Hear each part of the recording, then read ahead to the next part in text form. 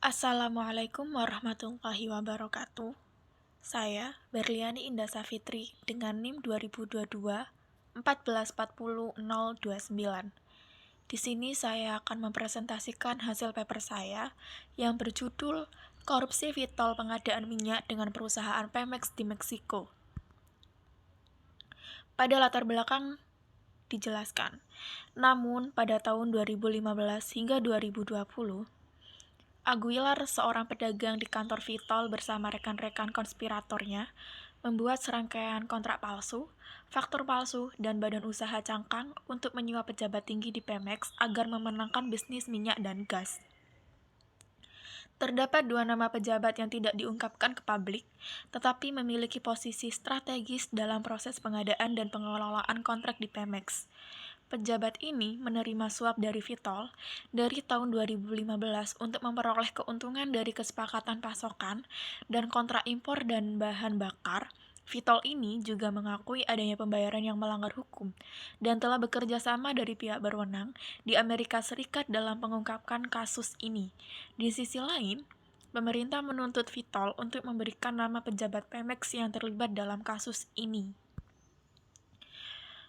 Penyebabnya ada dua. Yang pertama, ketidakpatuhan terhadap regulasi di mana dalam kasus ini juga mencakup pelanggaran perdagangan minyak. Dan yang kedua, kurangnya transparansi atau transparansi yang rendah dalam operasi bisnis Vitol. Yang pertama, dijelaskan ketidakpatuhan terhadap regulasi di mana dalam kasus ini juga mencakup pelanggaran perdagangan minyak. Kelemahan ini perusahaan Pemex terjadi di Meksiko untuk melakukan pelanggaran regulasi tanpa menghadapi konsekuensi hukum yang serius. Lemahnya penegakan hukum membuat perusahaan besar merasa lebih leluasa untuk melakukan praktik bisnis yang tidak sesuai dengan regulasi setempat.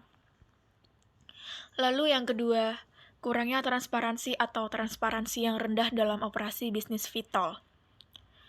Pemex menghadapi masalah manajemen yang sudah berlangsung selama beberapa dekade, termasuk pengelolaan aset yang tidak optimal, perencanaan yang buruk, serta ketidakmampuan dalam mengendalikan biaya operasional. Ini menyebabkan inefisiensi di berbagai bidang, mulai dari produk hingga distribusi.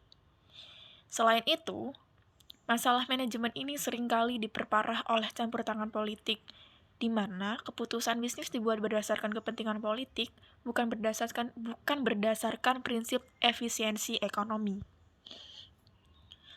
Lalu di sini dijelaskan upaya penegakan hukum.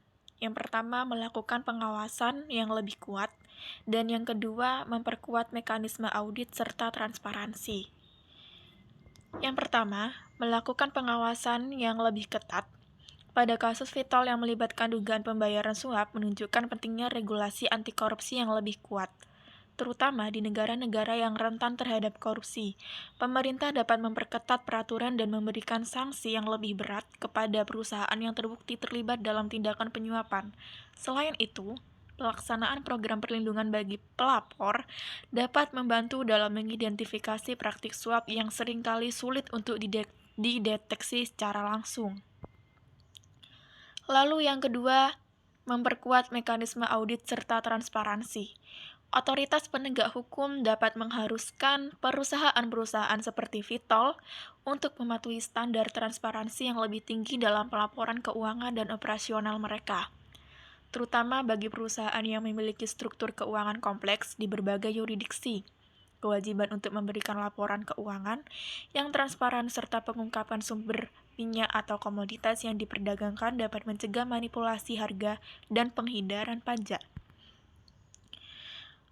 Lalu kesimpulan dari PPT ini dalam kasus ini menunjukkan bahwa pengawasan sektor energi harus direformasi dan kerangka hukum harus diperkuat untuk mencegah korupsi. Negara-negara juga harus meningkatkan transparansi dan akuntabilitas dalam hubungan kerja mereka dengan perusahaan multinasional, termasuk Meksiko. Di masa depan, pengawasan yang lebih ketat terhadap pengadaan dan kontrak yang dilakukan oleh lembaga independen akan sangat penting untuk menghindari korupsi dan memastikan bahwa investasi asing dapat benar-benar meningkatkan ekonomi lokal tanpa melanggar hukum. Mungkin Hanya ini yang bisa saya sampaikan. Kurang lebihnya mohon maaf. Wassalamualaikum warahmatullahi wabarakatuh.